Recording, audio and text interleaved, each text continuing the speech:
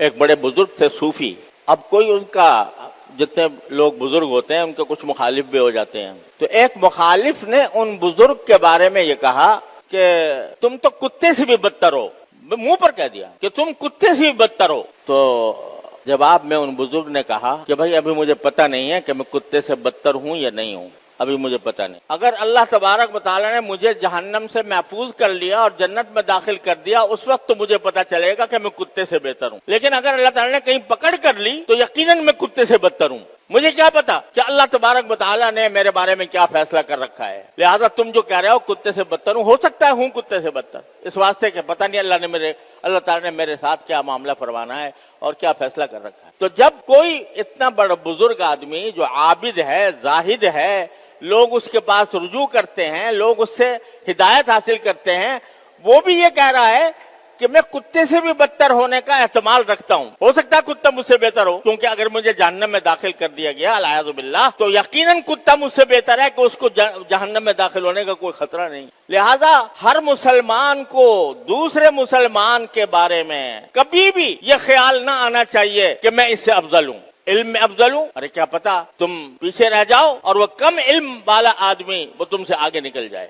اگر تم سمجھتے ہو کہ میرے پاس مال دولت زیادہ ہے لہذا میں اس سے افضل ہوں تو ٹھیک ہے، دولت تمہارے پاس بے شک زیادہ ہے، لیکن بعض اوقات وہ غریب آدمی جو جس کا بیچارے کا کوئی پوچھنے والا بھی نہیں ہوتا تو اس کو اللہ تبارک و تعالیٰ کے ہاں ایسا مقام حاصل ہوتا ہے کہ بڑے بڑے علماء اور صوفیاء کرام بزرگان دین پیچھے رہ جاتے ہیں اور وہ آگے نکل جاتا ہے. فرمایا رب اشعث اغبر مدفوع بالابواب، بعض لوگ ایسے ہوتے ہیں کہ ان کے بال پراگندہ، جسم کے اوپر غبار چڑھا ہوا، مزدور آدمی جسم پہ غبار چڑھا ہوا، لوگوں کے پاس دروازے پر جائے تو لوگ دھکے دے کے نکال دیں، ایسا آدمی ہوتا ہے.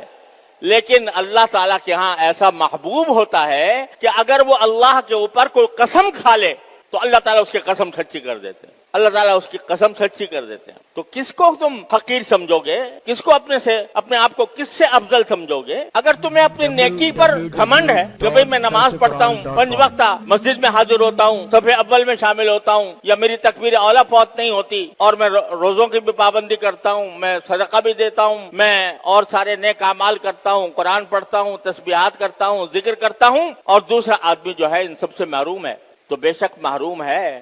اس کے لیے دعا کرو کہ اللہ تعالیٰ اس کو اس مشکل سے نکال دے. لیکن اپنے آپ کو اس سے افضل سمجھنا یہ انتہائی خطرناک بات ہے. یعنی ایک نمازی بے نمازی کو حقیر سمجھے، ذلیل سمجھے اور اپنے آپ کو اس سے افضل سمجھے، اس کا بھی کوئی حق نہیں. کیا پتا انجام اس کا بہتر ہونے والا ہے یا تمہارا بہتر ہونے والا ہے. حدیث میں ایک بڑی خطرناک بات ہے جو رسول کریم صلی اللہ علیہ وسلم نے ارشاد فرمائی کہ بعض لوگ ایسے ہوتے ہیں کہ ساری زندگی ان کی نیک اعمال میں گزری اور ان کے اور جنت کے درمیان بالکل تھوڑا سا فاصلہ رہ گیا، لیکن اللہ بچائے بعد میں آخر میں ان کے حالات میں ایسا انقلاب آیا کہ وہ آخر میں جا کر بے دین ہو گئے اور ملحد ہو گئے، اور اس کے نتیجے میں جب خاتمہ ہوا تو خاتمہ ایمان پر نہیں ہوا. اور بہت سے ایسے ہوتے ہیں کہ ساری زندگی غفلتوں میں گزری، گناہوں میں گزری، بدعمالیوں میں گزری، لیکن جب موت کا وقت قریب آنے لگا اللہ نے توبہ کی توفیق بخشی، توبہ کی توفیق ہو گئی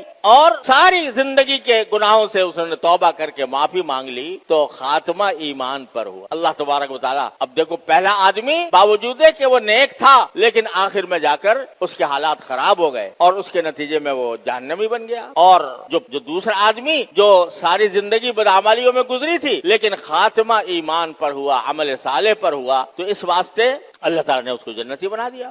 تو کس کو حقیر سمجھو گے، کس کو ذلیل سمجھو گے، اپنے آپ کو کس پر افضل سمجھو گے؟ پتہ نہیں اس کا خاتمہ کیسا ہونے والا ہے، تمہارا خاتمہ کیسا ہونے والا ہے. لہذا ذلیل سمجھنے کا، حقیر سمجھنے کا کسی کو حق نہیں ہے. گناہ گاروں کو بھی ذلیل سمجھنے کا حق نہیں ہے. ان کے گناہ کی سے نفرت کرو، ان کی بدعمالی سے نفرت کرو، لیکن ان کی ذات کے اوپر ترس کھاؤ، ترس کھا کر دعا کرو، اے اللہ اپنی رحمت سے اس کو اس مصیبت سے نجات دے دیجئے.